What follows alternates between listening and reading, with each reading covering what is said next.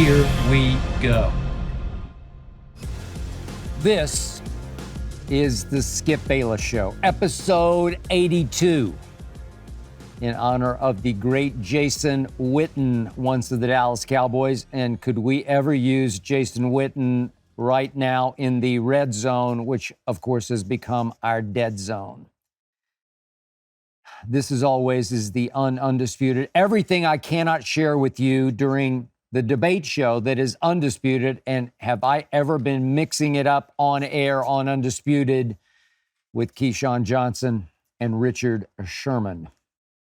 Today, I will walk you through the single most painful Dallas Cowboy game I have ever had to watch. That last Sunday's at Arizona. I will tell you how long-term I can't wait for Deion Sanders to be the head coach of my Dallas Cowboys, and how short-term I sure wish that Cooper Rush could be the starting quarterback of my Dallas Cowboys. Then I will answer several of your questions about what I snack on, who will write the foreword to my autobiography, and if, this is the question of the hour, if I am a Taylor Swift fan. Stay tuned for that. But first up, as always, it is not to be skipped. And I start with one of your great questions. This is Isaac from New Jersey, who asks, do you pace around the house when watching the Cowboys? That's an interesting question, because I don't pace around the house, but I do have sort of a man cave slash office slash weeknight bedroom. Again, I get up at 2 o'clock in the morning, so I end up doing all of my work and some of my sleep in my office slash bedroom. And that's where, on two giant screens, I watch the bulk of my NFL or NBA games, as the case may be. I always watch my Dallas Cowboys on the right screen. That's always brought me the best luck. Maybe against New England, I should change to the left screen. Because back to Isaac's question, there are times during Cowboy games when I do pace around my man cave slash office slash bedroom. There are times when I change positions in said room to try to change my luck in said game. Maybe I go sit on the bed for a while. Maybe I sit with my little Maltese Hazel, who always sleeps at my feet. Maybe I sit with her on the floor for a while. Maybe I pace for a while. Maybe I try a different Dallas Cowboy hat. Maybe I try a different Dallas Cowboy jersey or t-shirt.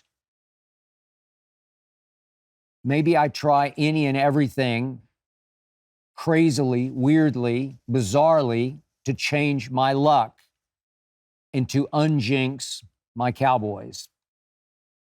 So often there's much movement going around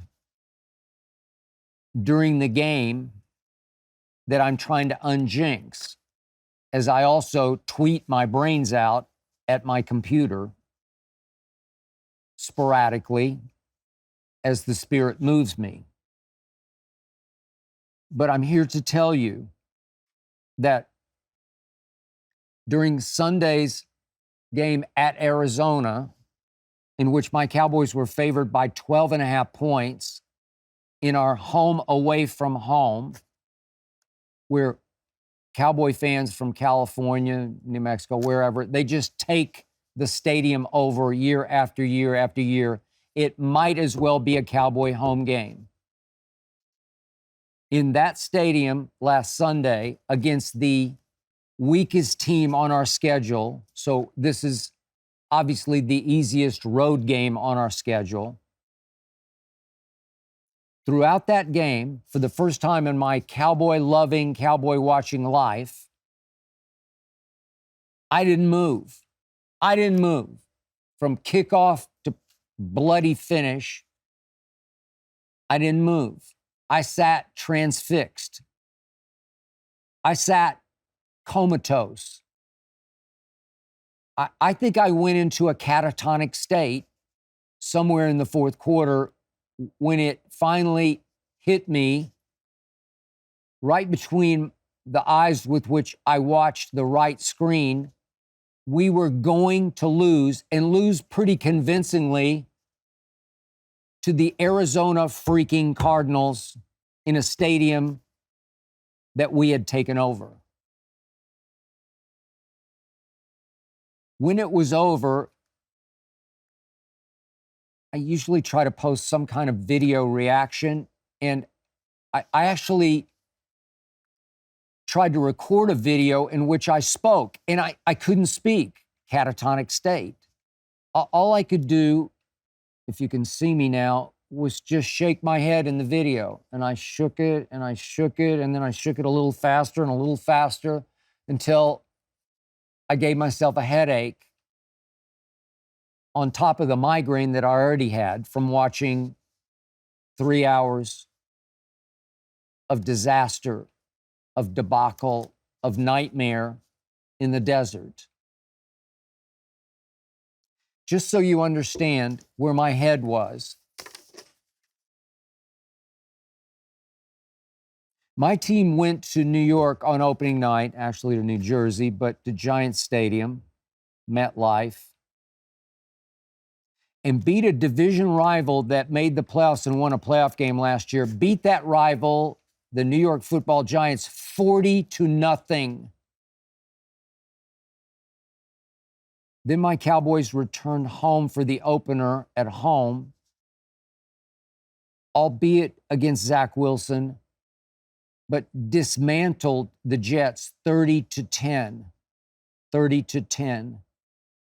I saw the best defense in pro football. I saw the best defensive player in all of the universe, 11 from heaven, Micah Parsons.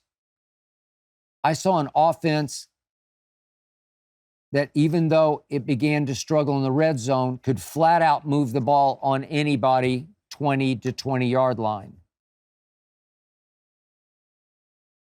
Heck, I even saw a new place kicker that I dare say I trust. A kid named Brandon Aubrey out of Notre Dame, who didn't even play football at Notre Dame. A kid who had never kicked in the NFL, only the USFL and Canadian Football League, who can just boot effortless, easy length, accurate, deadly accurate, long-distance field goals, as if he's rolling out of bed. You heard me on previous podcasts. This is it. This is the year. This is the defense that will carry my team to its first NFC Championship game in 27 years. At home against the 49ers, after going 13-4 in the regular season, that was my prediction, to a Super Bowl, our first since that 1995 season when the Jimmy Jerry dynasty that had become the Jerry Barry dynasty ended. 1996 Super Bowl that we won over Pittsburgh handily, thanks in part to Deion Sanders leaving San Francisco for Dallas 27 years ago. I kept saying we'll go as far as our defense takes us because our defense has led the NFL in takeaways for 2 years and 2 games. 2 straight years and 2 games in, we were already +7 in turnover ratio, up 7 in takeaways, hadn't given it away one time. And I said, my eye test tells me this is legit. This is for real. This is no desert mirage. For once, the Dallas Cowboys were not going to be fraudulent. They weren't going to be America's tease as opposed to America's team. Did I trust Dak Prescott? No, but he could game manage just enough. If he could just take care of the football a little bit, the defense could carry us to a Super Bowl that I predicted Baltimore would win over Dallas. Did I trust Mike McCarthy? No, but at least he was going to try to do something to actually show us that he had some worth as the head coach. He was actually going to call the plays. And I kind of like the gumption of that. He ran Kellen Moore out of town, all the way out here to Los Angeles to SoFi with the Chargers.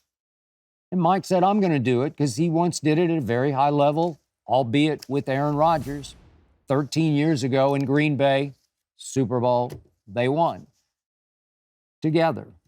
Mostly Aaron, but some Mike. So I thought, okay, I'm good with that. My defense will rise above Dak's deficiencies and Mike McCarthy's frailties. Or so I thought. So it was last Thursday after Undisputed, right here on the Fox lot. I bolted out. I'd had a long, hard week. I try to get away on a Thursday if I can. And I go out to Brentwood Country Club, where I belong here on the west side of Los Angeles, not far from where LeBron lives. And I try to play 9 holes of golf.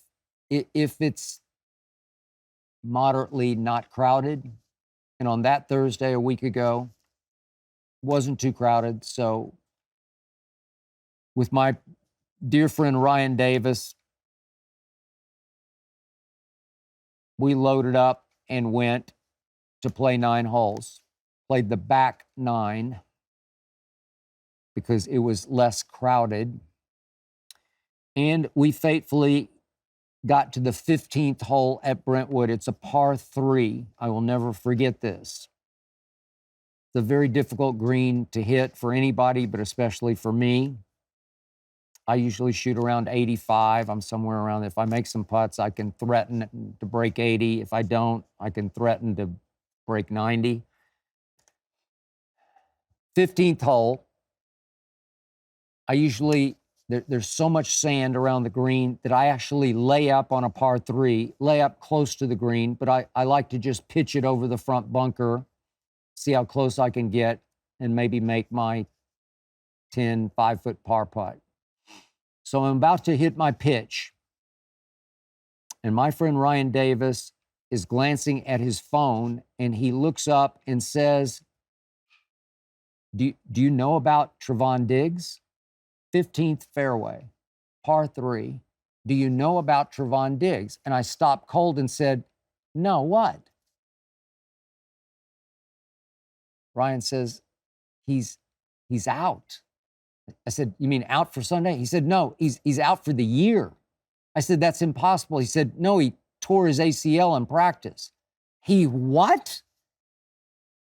Impossible. No, it's got to be wrong. That's what the story says. I don't know. He says, I'm sorry to be the bearer of bad tidings, but that's what, I think it was ESPN, I think it was Adam Schefter reporting, tore his ACL in practice. I was devastated. I hit my pitch into the sand. I hit my sand shot over the green into the far sand above the green. I ended up making a triple bogey. I was a wreck. Trevon Diggs is the igniter for my defense. He is the ball hawk receiver, actually playing cornerback, because by trade, he was always a receiver, went to Alabama as a receiver, but then learned to play cornerback and can mirror receivers, gamble on receivers' routes, jump said routes, and if he gets his hands on the football, it will stay in his hands.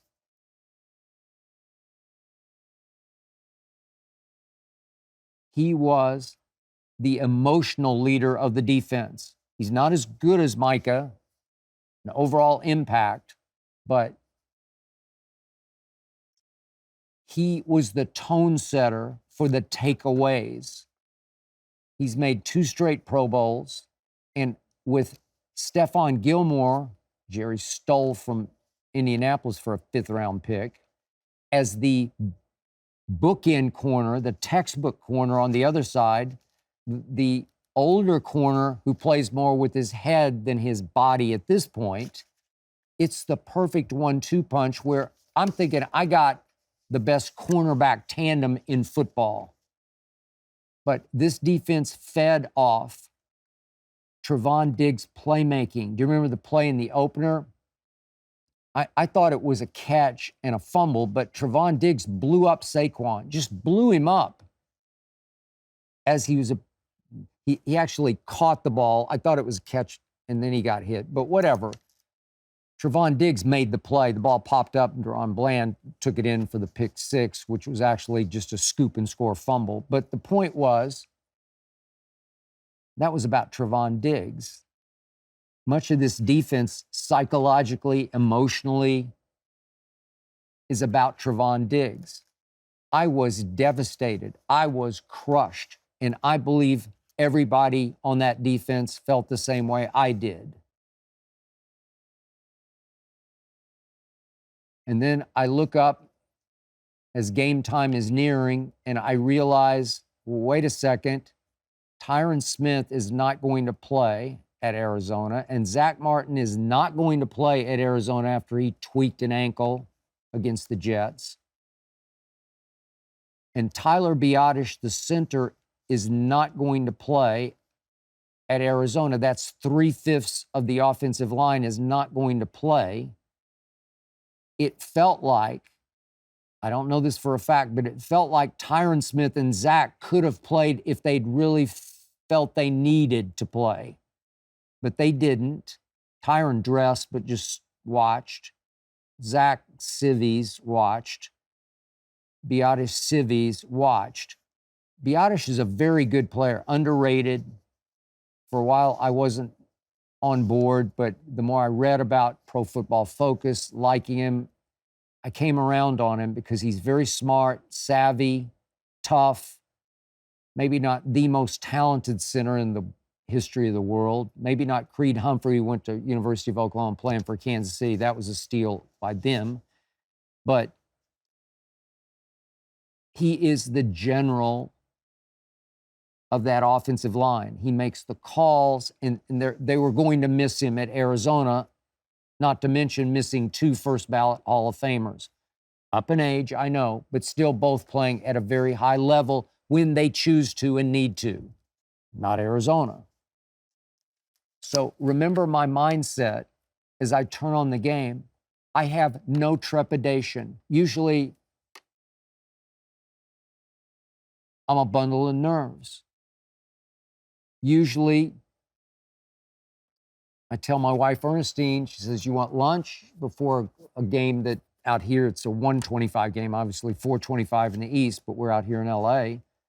You want to eat? Because I always run early Sunday morning. I run hard. It's my hardest day. Drink a protein shake. But by noontime, you want some lunch? No, my stomach's too nervous. I can't eat. I'll eat after the game. No, I was fine. I ate lunch before this game. I ate lunch before a Dallas Cowboy game. Stayed down just fine. Felt good, tasted good. Way to go. I'm cruising. 40-0, 30-10, Super Bowl, here we come. Ernestine asked me, is this a big deal? No, it's not a big deal. It's just taking care of a little bit of business in Arizona before we deal with Belichick, and then at 49ers, and then at Justin Herbert out here in LA. Just got to take care of a little bit of business.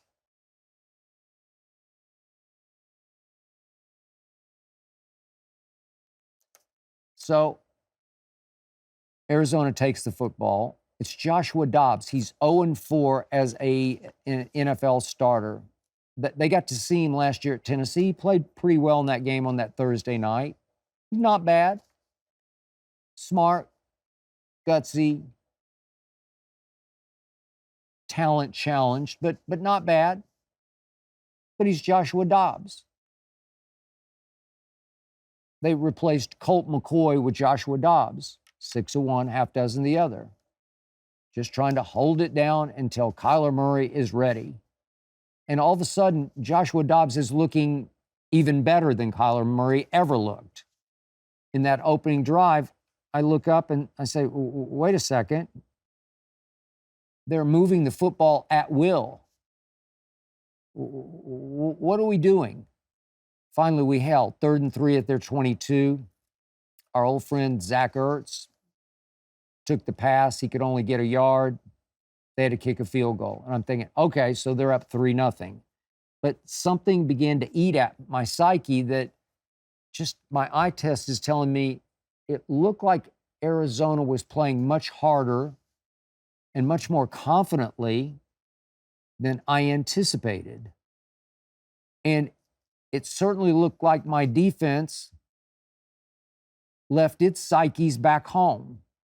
And I'm starting to wonder, is it possible that defense could not pick itself up off the psychological mat in time for this game that I'm sure everybody in the locker room thought was a cakewalk, was a stroll through the desert? Zach Martin, Tyron Smith, well, we don't need to play. Message sent in the locker room. Just roll our helmets out there with the star on the side. They'll fold. Cowboy fans will take it over, scream them into submission.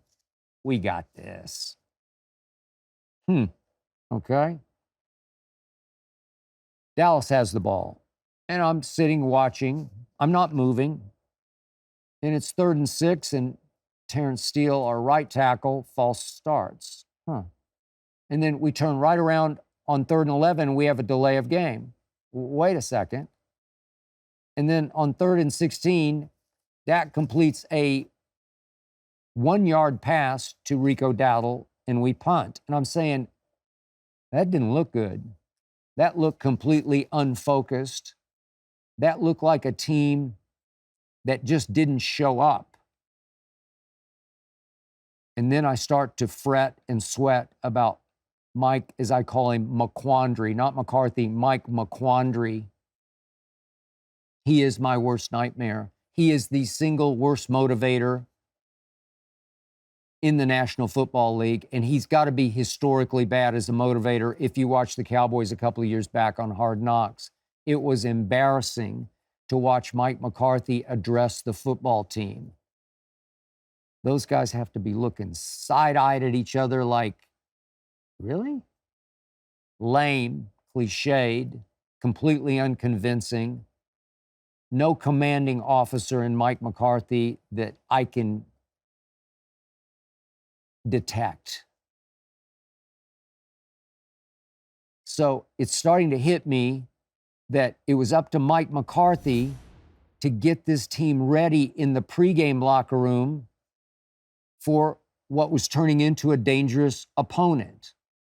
It was up to Mike McCarthy to say, look, Trevon Diggs ain't walking through that door. We got to suck it up and take it up another level and take care of this business at hand. We need to go out and punch them right in the mouth and hope they fold. But we have to do it first. We can't do it second. If we let them punch us in the mouth, it's going to be a long day out in the desert. And was it ever?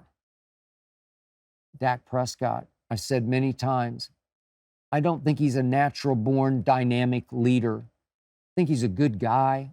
I think everybody really likes him. I don't think people gravitate to him. I don't think they follow him into battle. They enjoy going to battle with him, but not behind him. It was up to Dak to get the offense ready to punch them in the mouth first. Go take a 7-3 lead, and all of a sudden, the penalties start to mount. And before it was over, it was 13 penalties for 107 yards. That screams not ready to play. What's been my biggest issue with Mike McCarthy? How many times has this team come out flat as the desert? Remember the home playoff against San Francisco 2 years ago? It's a home playoff game. At that point, Dallas was a little better than San Francisco. They were about to arrive. I got you. I get you. I give it to you. But we were a little better. We were favored at home that day, and we came out as flat as Texas, uninspired, deadheaded. And San Francisco didn't just punch us in the mouth, they punched us in the stomach, the ribs, pretty much punched us in the groin, if you want to know the truth, and beat us down on our home field. So here we were again, not a playoff game, but a game that counts.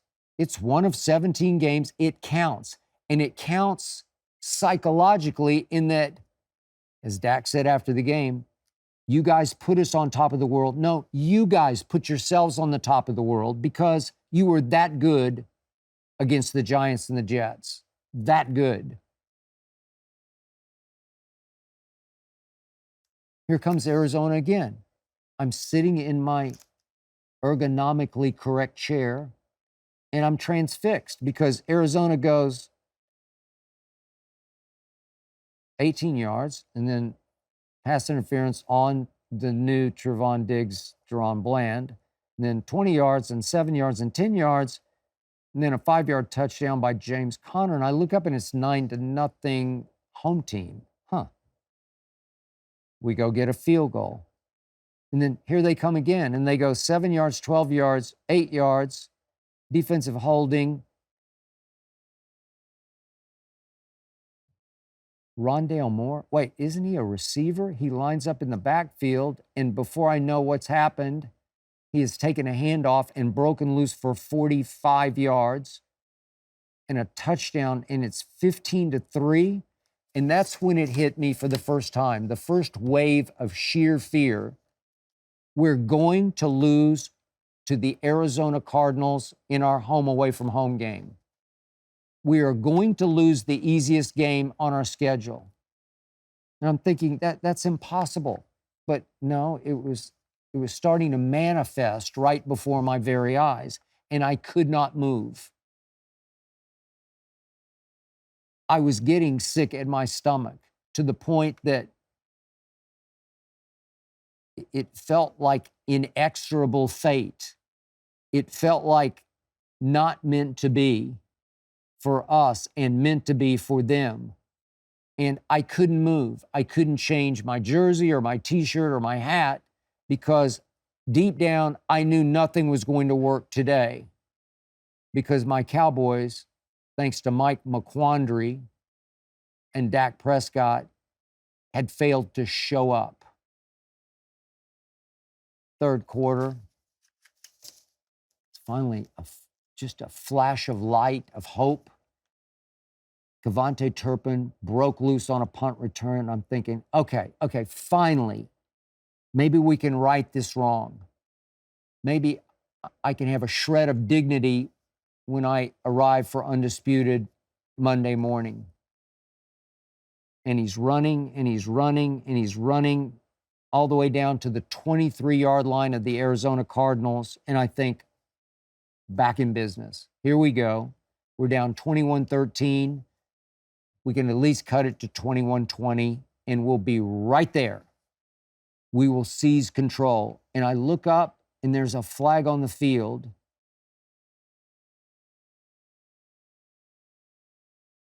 And I'm thinking, what? It's the kid Harper from Oklahoma State. It's pretty good. They got him in the 6th round. I thought it was a good pick. I always liked him at Oklahoma State. Played hard, made plays. He made the wrong kind of play. He grabbed, he held. Didn't seem to affect the play that much, but they called it. And all of a sudden, we're pushed all the way back to our 22-yard line. What? And yet, here we come. Here we come. We're moving the ball. We move the ball all day. Moved it between the 20s just great. We get it all the way down to 4th and 3 at the 4-yard line. We're down 21-13 at this point. And I'm thinking, okay, here we go. And Mike McCarthy says, I'm going for it. And I immediately tweet, I don't have a problem with this. You just better have the right play. I don't have any problem with these fourth down gambles. As long as you have a play in your back pocket that you have practiced all week that you love against this defense. It better be the right defense at the right time. And you better execute the play just the way you did in practice. But if you've got one that the quarterback loves and maybe his receiver or his running back love, I'm good with it. Go for broke. Just don't go broke. And the play in question is a non-play. It's a bust of a play. It's dead in the water from the snap. Dak looks and nobody's there. I don't even know what it was. I think he was trying to get the ball to CD, and then he kind of moves to his right out of the pocket, and CD redirects, tries to uncover and go back across the end zone, and Dak winds up just sort of flinging it to nowhere. It just hits the ground in the middle of the end zone, has no chance of being caught by CD or anybody else in a Cowboy uniform. I'm thinking, well, what was that? All of a sudden, Dallas is going 1 for 5 in the red zone. That's after 2 of 6 against the Jets. That means 3 for their last 11 in the red zone. It just won't cut it. You're going to lose games because you can't cash. Field goals, especially in a game like this, in which you're up against it, won't cut it. Dak on Sunday was 2 for 9 throwing the football in the red zone. Just won't cut it. Mike McCarthy showed me next to nothing in the red zone. I shouldn't say next to. He showed me nothing in the red zone. No Kellen Moore. No creativity. No sleight of handoff. No Andy Reid. No Mike McDaniel. No, oh, wow. Tua just threw a no-look pass, a shovel pass, that scored. I saw none of that on Sunday from please drop the mic McCarthy. And I'm catatonic because I know what's happening. I know I can't stop what's happening. And it's just going to happen whether I like it or not. So we cut it to 21-16 with a field goal. And I look up, and on the very next play, the kid from Stanford, Michael Wilson, just gets loose. He's just uncovered. And he's running, and he's running, and he's running, and I'm saying, we just lost. And I'm thinking, it looks like single high safety. It looks like everybody's man except for Malik Hooker. And somehow nobody takes Michael Wilson, and somehow Malik Hooker goes the other way. And I immediately tweeted off the top of my head, Malik hook, line, and sinker, because he took the bait and went the wrong way. I still don't understand this, but Dan Quinn, our defensive coordinator, in his Monday media session, defended Malik hook, line, and sinker. Defended him and said that was not his fault on that play. Okay, well, help me out here. Then somebody had Michael Wilson man, I guess, up near the line of scrimmage in more of press type coverage, and just completely blew the assignment and went with the wrong guy. I don't know what happened, but that can happen if you're the best defense in pro football. The Cowboys needed a stop, and Arizona got a start, a restart. And here they went again. I skipped over the throw. There was a play, corner of the end zone, a throw to CeeDee Lamb. CeeDee, you just have to go up and snatch it. You're that good. You're that beastly. Instead, he didn't fight for the football. He fought for the call. He immediately turned to the ref like, yeah, aren't you going to grab your flag and throw it and save me and take me off the hook here? Nope. No. It was a later throw to Gallup by Dak that was woefully underthrown. corner of end zone. Should have been pass interference, but it wasn't. But it wouldn't have changed the outcome or the fate. And then finally, it's 3rd and 5 at the 6 with 3:05 left. Another red zone opportunity, and Dak throws it to an Arizona Cardinal, one of 3 who were in coverage at that point around Dak's intended target. Any one of 3 could have picked the ball off. I have no idea why Dak went there with the football, but it looked like the pass was intended for an Arizona Cardinal, and that was that. Comatose, catatonic. Oh, there's the Dak I know and don't love. Yeah, there's that guy. I sat back looking at the stats staring at me. The box score. James Conner had a long of 26 yards. Joshua Dobbs had a long of 44 on a read option keeper. I mentioned Rondale's 45. I mentioned Michael Wilson's 69. I looked at yards rushing for Arizona, 222 yards rushing.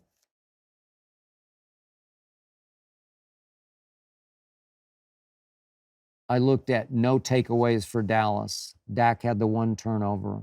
I looked at only 2 sacks, just 1 by Micah for that big D defense that was a lowercase d, as in defeated on Sunday.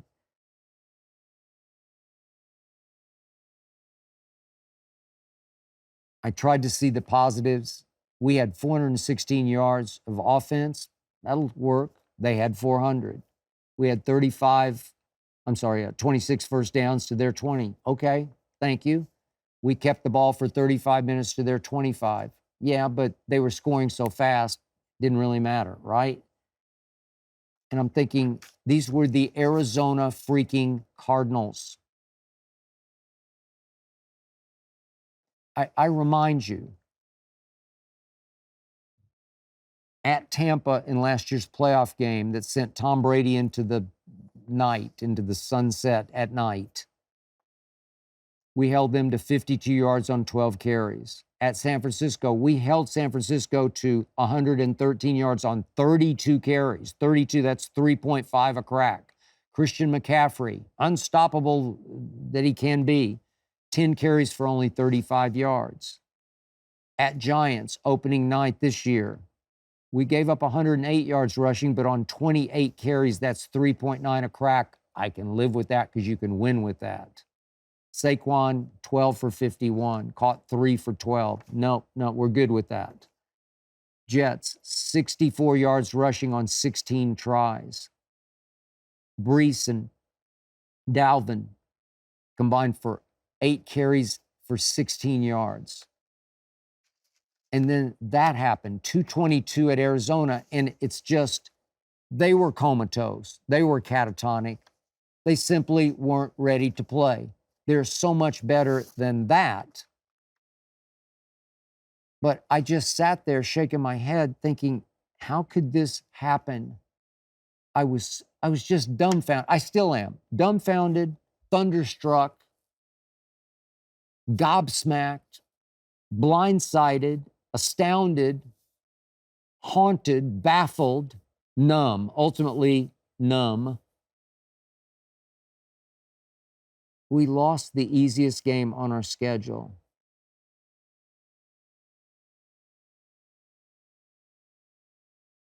And I'm thinking, in just 3 days and then 3 hours, we went from Super Bowl, here we come, to Desert Mirage. That's what happened. 3 days from Thursday when I first heard out on the golf course about Trevon Diggs. 3 days and then 3 hours out in what they call the Valley of the Sun in Phoenix. For us, it became the Valley of the Sun, with a K on it. Valley of the Sunk. We felt sunk. I usually love to come in on a Cowboy Monday, even after a loss, and fight for them, defend them to the death. I mean, we were down 3 offensive linemen. Tony Pollard actually had a pretty good game, 123 yards on 22 carries. That'll work. But we had 113 yards in penalties, and we didn't take the ball away one time. And I went to bed on Sunday night trying to revive myself, and I just laid there staring up at the ceiling. And after a while, the only thing that finally put me to sleep were visions of Deion Sanders dancing on the ceiling. That's what I saw, visions of Deion, because he's my only hope. Jerry Jones, at some point fairly soon, has to go get Deion Sanders. Jerry spoke glowingly of Deion. I said on this podcast a few back, I didn't think Jerry would be able to share the stage with Deion. I take it all back. Now it feels like Deion is my only hope. Which brings me to my next question.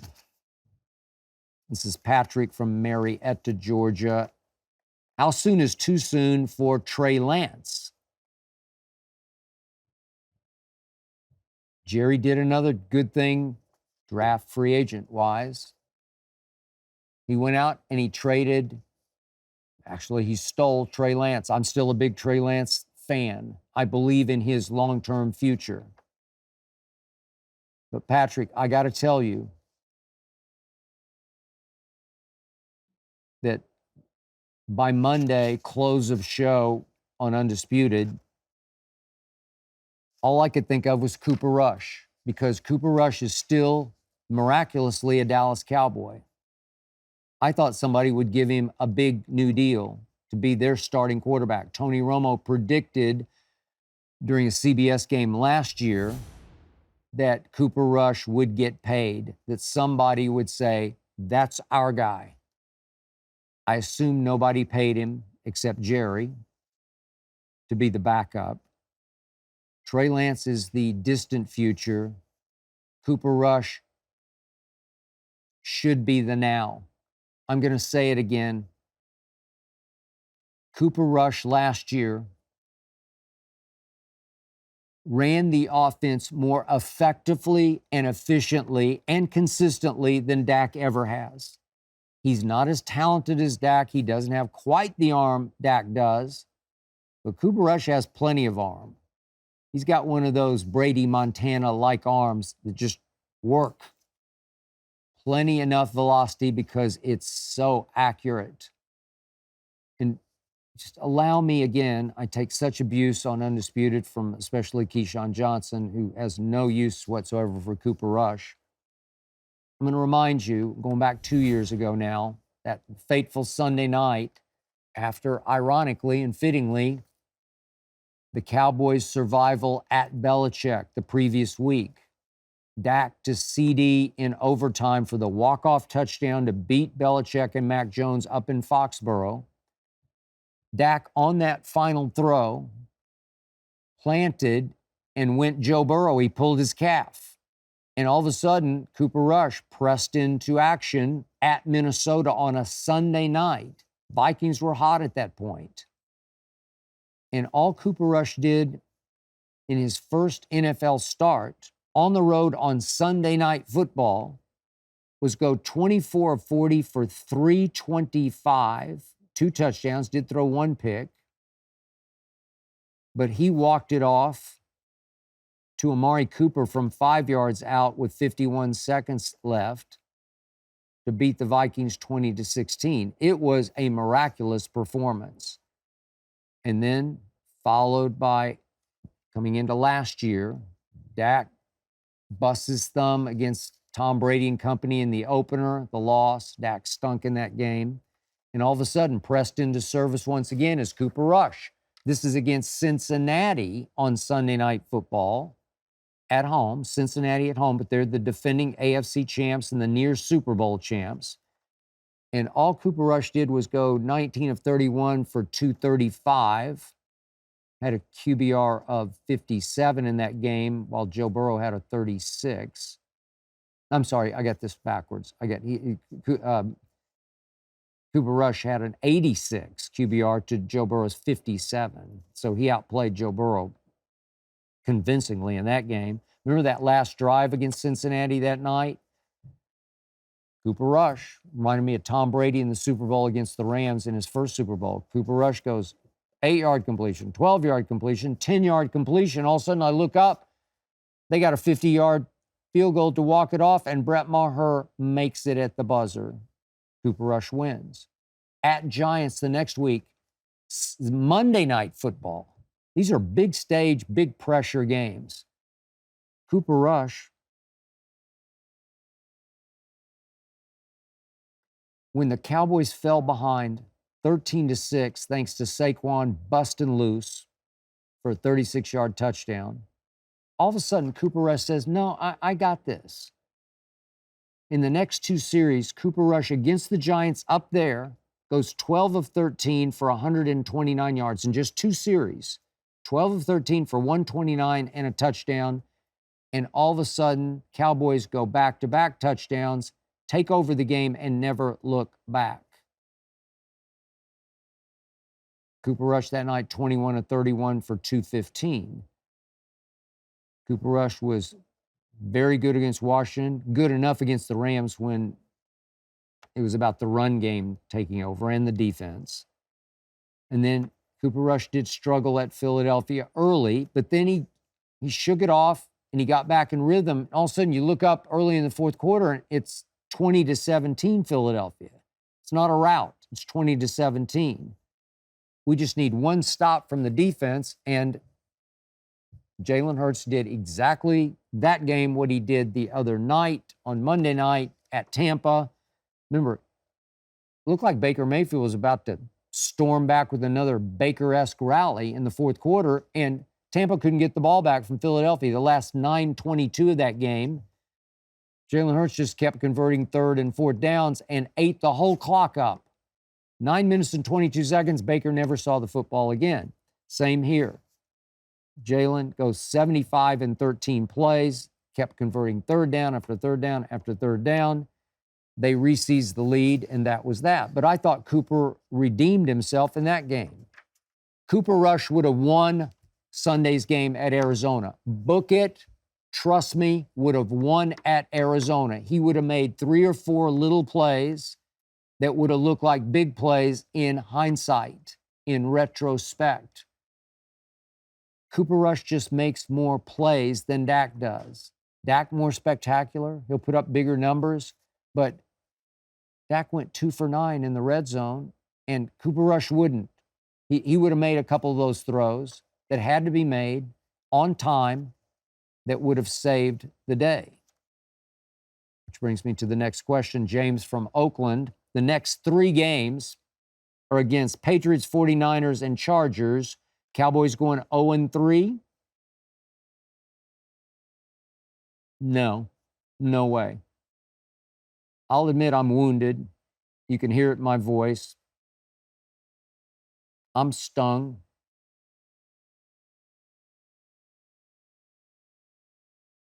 I'm burned. But I haven't given up the ghosts of the Cowboys just yet. Without Trevon Diggs, it's hard for me to stick with my prediction of get to the Super Bowl. He's just too important to the defense, and I fear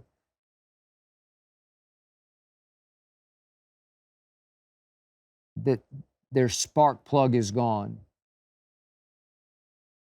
I fear that their energy will be drained just enough by Trevon Diggs' loss and the playmaking that he would have provided, that I can't go Super Bowl. I'll still say they get to the NFC Championship game and lose that, the first NFC Championship game in 27 years. But Trevon Diggs is a significant, make it monumental loss, psychologically and physically, to the defense. But we will beat the Patriots. We'll lose at San Francisco because I predicted they would before the year. San Francisco is just playing at a higher level than Dallas. Even with Trevon Diggs, I believe they would have lost that game. But we will bounce back after that, and we will come out here to SoFi and beat the Chargers. Again, I'm hoping, trusting that Tyron Smith, Zach Martin do play, that Biotish can get over whatever ails him, and that he can participate sooner than later. Although our backups, as bad as they were supposed to be, were pretty good. Again, 416 total yards at Arizona. I can live with that because I can win with it. But this brings me to my age-old theory about a team that I wrote 3 books about, a team I've covered since I moved to Dallas to become a prodigiously young columnist at 25 at the Dallas Morning News, a team I've covered since 1979. I know how this works. When you're stuck with a Mike McQuandary as your head coach / motivator, you need external motivation, and the media always provides it for my Dallas Cowboys. You can laugh, scoff at this theory if you must, but it always prevails, and it's so dead on true for my Cowboys. They do become fat cats. As Dak said after the game, you guys put us on top of the world, but we knew who we were. That's really a positive negative quote, because he's saying we weren't nearly as good as you said we were. No, you were that good, Dak, on defense until you just no-showed. But the point is that the same national media and local media that put the Dallas Cowboys on top of the world will now destroy them, will now say they were nothing but overrated frauds, and it will pierce the pride of the Dallas Cowboys, just the way it pierces my pride on Undisputed. It will punch the deepest button in their psyches, and they will say, oh yeah, watch this. I am not afraid of Bill Belichick. It's the same Belichick who, without Tom Brady, is now 61-74. Think about that. He's 13 games under 500 as a head coach without Thomas Edward Patrick Brady Jr. I'm not afraid of the prodigal son returning to see his man Jerry at Jerry World. I'm talking about Ezekiel Elliott, who ranked last year by Pro Football Focus 39th among running backs. He had a nice game the other day, had 15 carries for 80 yards against the Jets as he prepared himself to peak in time for his return to AT&T Stadium, Jerry World. I'm just not afraid of this Zeke. Too many collisions, taken too much out of his body. He basically, quote unquote, died for the cause in Dallas. He tried to run through too many brick walls and started just running into nothing but brick walls and bouncing backward, 1 yard in a cloud of dust. How painful it has been, or was, for all those years, the last 3-4 years, to watch Zeke in Dallas. I'm happy for him. I hope he has a decent game, but I don't fear him at all. Belichick's aura has worn off. I don't even think his own players look at him on the sidelines and think, we got Belichick and you don't. It's still Mac Jones at quarterback. You can say I'm still delusional, but I believe we will rise up because we're just better than New England. And thanks to the national and local media, we will be ready to play. We will be extremely motivated by the savage criticism that has been aimed at the Dallas Cowboys this week. So, delusional as I might be, I say that in Phoenix,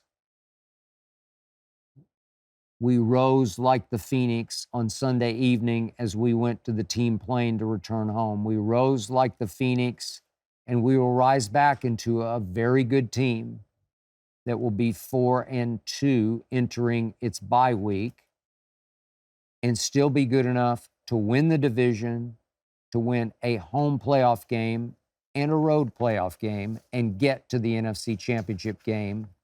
I am not giving up what looked like a bunch of ghosts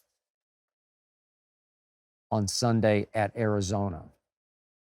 All right, enough about my Dallas Cowboys. My head hurts just talking about them. This is Fergie from Austin who asks, completely off topic, and I love it. You're on a long road trip and you need to stop for gas. What snack at a gas station, convenience store are you buying? It's an interesting question. Once upon a time, back in the dark ages, in which nobody was enlightened about what you put in your mouth and swallow into your stomach, there was nothing at any convenience store that I would have put in my mouth. That's why I learned early on, as I changed my diet and my fitness routine for the long haul, I learned that on long road trips, you have to bring your own. You have to take whatever you need to eat because you're not going to find it at a convenience store. Times have changed. The enlightenment has occurred to where now at a convenience store, you can buy Nature Valley granola bars. My favorite are peanut butter. I don't recommend a steady diet of them, though I do have at least one of those every day. I think they're good for your digestive tract. It's what you would call, what the dietitians call a better bad choice. They're not bad. They're not great, but they're not bad. But I would definitely, in a pinch on the road at a convenience store, eat a Nature Valley peanut butter granola bar. Most of them now have pure protein bars, or even the bars that I eat the most, Quest bars. You can actually find those often in those, 7-Eleven type convenience stores at a gas station. Anymore, sometimes they have bananas, they have apples, so it's much easier than it used to be. But this brings me to the key to my fitness. When it comes to what you put in your mouth, you are what you eat, so you must plan what you eat. It's essential. It's how I program my life. I plan what I'm going to eat. I often bring it with me. Everything here at Fox, I bring with me. Everything, I bring it in my little bag every morning and I've planned it out. I'm going to eat that or drink that at that moment, and that then, and this then, to prep for this podcast that I'm doing now after Undisputed. I know exactly what I'm going to eat to get me through, to get home. I'm going to lift weights when I get home, and then I've got my meal planned for tonight. I've got it all planned because you have to plan ahead or you will fail. Too many times in the business I'm in, there's a media buffet. You have to plan. You have to think ahead. If you know about the buffet, I'm only going to get this and this. I can't just go in and wing it, because if you wing it, you'll lose, or I should say you'll gain, as in weight. It doesn't matter. Thanksgiving, Christmas, road trip, you have to plan it. If it's your Thanksgiving dinner, I'm going to eat 2 servings of turkey, but then I'm going to stop. 1 serving of dressing, and then I'm going to stop.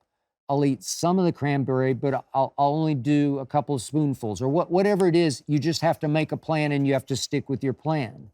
Because if you don't, if you allow your nutrition to be planned by chance, you'll fail miserably, because you'll suddenly realize, oh, I'm really hungry now. Oh, look what I'll just eat that. Okay. And you'll wear it. You eat it, you're going to wear it. You are what you eat, so plan what you eat. Long road trip, buffet, out to dinner. What's the restaurant? Think it through. I'm going to get that, and I'm going to stop with that. And if you're going to have a dessert, fine, but maybe make a plan. I'm going to order that dessert, but I'm only going to eat half of it this time. Make a plan. It's for your life, that's all, just for your life. This is Clay from Ohio. Whew. Who would you want to write the foreword for your biography? That is a deep, difficult question with an obvious answer, but I'll throw out off the top of my head a few choices before I get to the obvious answer. As I'm taping this, my brother Lil Wayne is celebrating his birthday, his 41st birthday. He's about to be on his way up to Green Bay for the Thursday night game, Detroit at Packers, as something of a birthday present to himself. Jordan Love is playing very good football. I don't think Packer Nation, which includes Lil Wayne, is missing Aaron Rodgers that much. But all I know about this man, Dwayne Michael Carter Jr., all I know about him is no human on earth would I rather sit and talk life or sports with than this man. No human outside my wife, Ernestine, would I rather sit and talk sports and life and sports with. And in some ways, I would include Ernestine in that because there are places I go with Wayne that I don't even go with her. It's just a connection that we have. He gets me. I know he loves me. I know I love him. So he would certainly be a primary candidate for this. So would my agent, Nick Khan. Been with him a long time. He's now running WWE at the highest level, still representing me. Thank you for that, sir.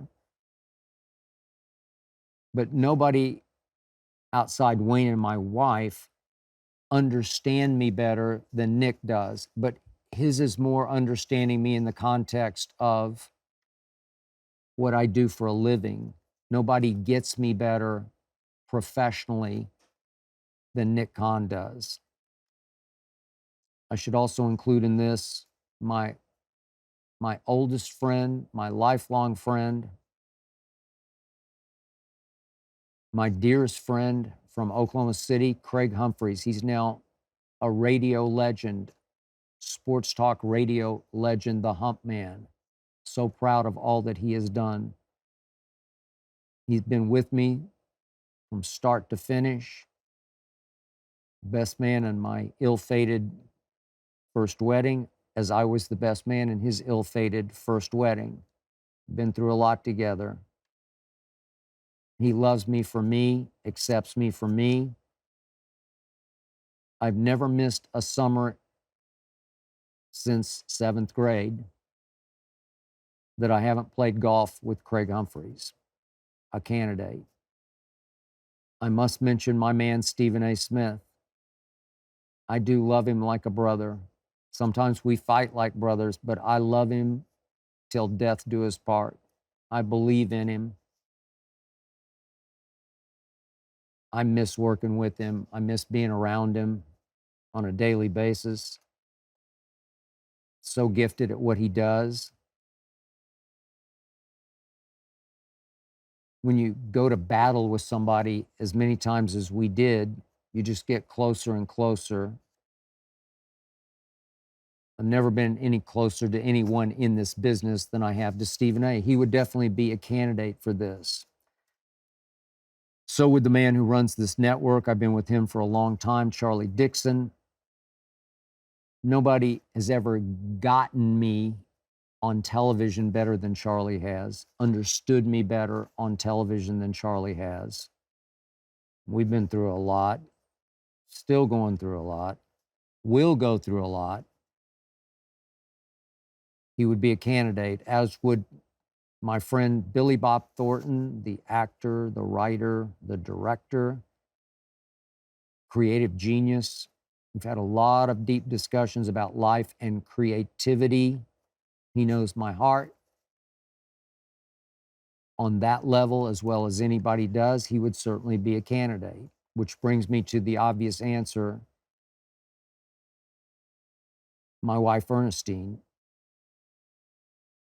she has stood by me through thick and a whole lot of thin. Trust me, a whole lot of thin.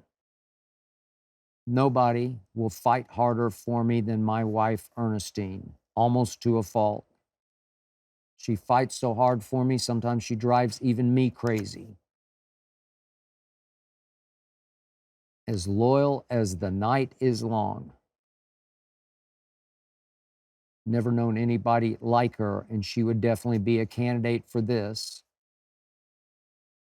As would finally my daughter Hazel, my little 6-year-old Maltese, my constant companion. If Hazel could talk, if Hazel could write, I just might let her write the foreword to my autobiography because she sees me the way nobody sees me. She watches me watch my Dallas Cowboys. She sees me at my highest and my lowest. Hazel really, really gets me. I love you, Hazel. Which brings me to the final question. This is Vin from Chicago who asks, are you a Taylor Swift fan? Obviously, this is an extremely topical question because it sounds like, from a distance, that Travis Kelce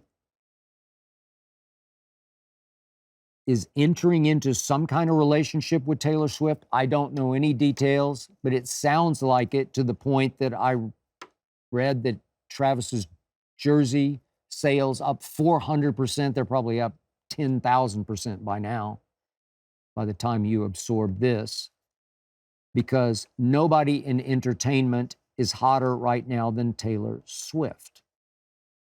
So am I a fan? That's an interesting question, because I must tell you, I have tried to become a fan of hers. She is so huge that I finally said, what is happening here? What is the appeal? What is the deeper connection? And so I've tried and failed to like Taylor Swift's music. One of her hottest songs, Anti-Hero, I tried it the other night. I tried it, I listened to it about 3 times, and I just said, you know what? I can't explain it, because how do you explain your musical connection to somebody? But somehow her music does not click with my internal rhythm. It just doesn't click. Somehow it doesn't resonate with my psyche. Somehow it doesn't reach me on a deeper level to where it becomes addicting, where I can't stop listening to it, because I can stop listening because I don't quite get it. But that's just me. There's something about her that I just can't connect with, because she seems a little fake to me, if I can be completely candid, just from a distance. The other day, she's up in the box in Kansas City, and I don't know what their relationship is, if they've been able to hide it or whatever, but it seems like it's in its infancy. It seems like it's in very early stages, unless they've completely downloaded it. But it doesn't seem like that. It seems like this is fairly early, and she's up in the box just cheering her brains out because her whole life is on camera. It seems like she's acting more than she's real, but that's just me from a distance. So maybe that's somewhat of a turnoff for me. But I have to impress upon you, this has nothing to do with female singers, because I have been big fan of many, many female soloists and groups, many, starting with my all-time favorite, if you will, the Go-Go's. Does anybody out there but me remember the Go-Go's? There was a big documentary on Showtime about them a couple of years back now. I was addicted to Belinda Carlisle, Jane Wiedlin, Gina Schock, and the Go-Go's back through the 80s. Saw them in concert out here at the Hollywood Bowl in Dallas, a couple of times in Dallas. I mean, check them out if you don't know the Go-Go's, because they are all time to me. They will rock your socks off. I know Taylor's a little more poppy. This is just sheer rock and roll. Raw emotion and energy. Turn to you, head over heels. Our lips are sealed. Skid marks on my heart. The Go-Go's are at the top of my list. But then we get to Solace and Whitney Houston, I Will Always Love You. I've told you before, the Righteous Brothers' Unchained Melody is my all-time favorite song. Well, this is close. It's right in there. I just don't know if there's a more beautiful song out there than Whitney Houston singing I Will Always Love You. And Barbara Streisand, I'm going way back, but you want to talk about golden throat? You want to talk about pipes? Whew. And then I'm still going back, but just to give you the depth and breadth of my interest level, back in the day, the Supremes and Diana Ross, they were it for me. They were it. Where Did Our Love Go? Baby Love, Come See About Me. I could listen to it all night tonight and be thoroughly content. Even back before, the Ronettes, Ronnie Spector, Be My Baby. It's just sensational. Chrissie Hynde and the Pretenders, saw them in concert, Brass in Pocket. And Blondie. Blondie with Deborah Harry, close to the Go-Go's for me. If you haven't heard it, you should. It's better than Taylor Swift. Go listen to Heart of Glass. Go listen to Tide is High. Go listen to Atomic. Go listen to Rapture, song that's recorded in 1980, and Deborah Harry is rapping in this song. She is rapping in 1980. Check it out. Even recently, just because of the first John Wick, Kaleida got me. A song called Think, if you know Kaleida. So I have weird range with a lot of female soloists and groups that are way beyond Taylor Swift. I know I might get a swift kick in the rear from the Swifties out there, but I'm just telling you the truth. Sorry, Trav. That is it for episode 82. Thank you for listening and or watching. Thanks to Angie and Jonathan Berger and their all-pro team for making this show go. Thanks to Tyler Korn for producing.